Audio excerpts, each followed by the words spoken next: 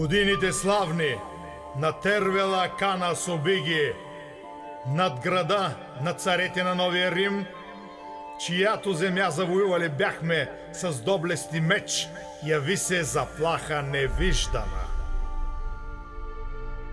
От далечния юг, от горещото слънце изгарян, идеха черните войни на бога на мрака, които на своето знаме полумесеца блед извезали бяха. Огънят гибелен на сърцата им черни, пред очите им огнени диво гореше. Повелята страшна, която ги водеше в свещения грях, бе царствата слънчеви мрак да потънат и само луната да грее над тях. Безкомпромисни, яростни, жестоки и бесни, на своите леки жребци из дивите песни, раздиращи ясно свода небесен, затягаха яко обръча тесен на царския град и всяваха страх у ромеите клети. До вчера, които свикнали бяха врагове и приятели да купуват срещу златни монети. Но кривите саби в ръцете им черни не чувстват умора, ни глупава алчност за сребро и за злато. Не просто земя за народите свои търсиха тука и мирна отеха за своите семейства. Душите ни искаха в плен да превземат, ако ли не пак телата ни в роби да сторят. Цяла година обсадата яка държеше в клещи ромейската столнина по море и по суша. Враговете вековни, сякаш на своите плещи небето понесли, се хванали бяха гуша за гуша. Стотици, хиляди от арабските войни атакуваха смело стените високи с надеждата близка, кръстът от храма на святата мъдрост да сринат прахта и мюзини да пеят над кубетата златни. Как щеше да свърши тази дълга обсада? С триумфа на вярата или на жертвена клада? Кана Собиги, кесара Тервел, който вече бе свалял и слагал императори слънцелики на златния трон на Константина Велики, никак не бе доволен да гледа арабската напаст.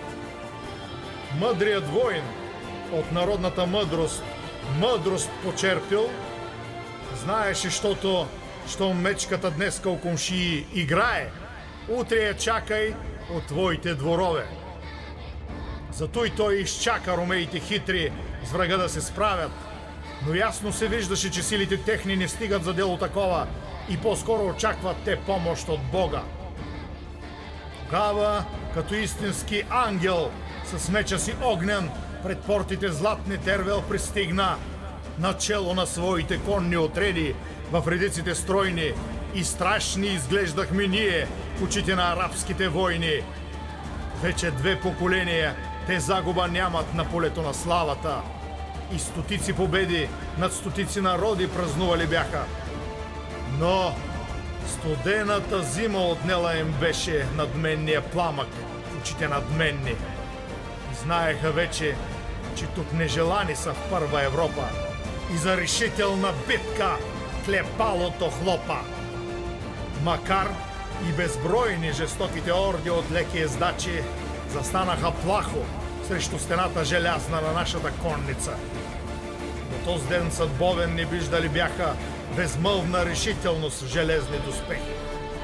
В този ден страшен заложени бяха и Европа и Азия и тяхното бъдеще за векове и епохи.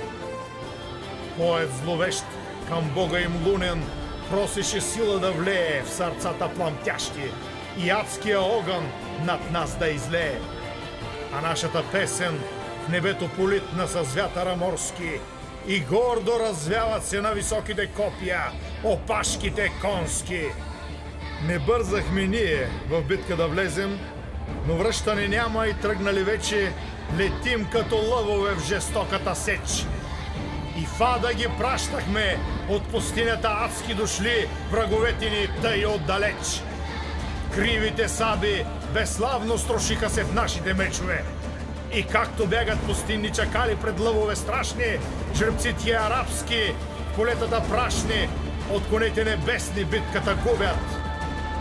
За много народи Нашите лъкове спасение бяха, а Канас убиги. Тервела на Европа спасител зовяха и можеха всички в мир да се трудят.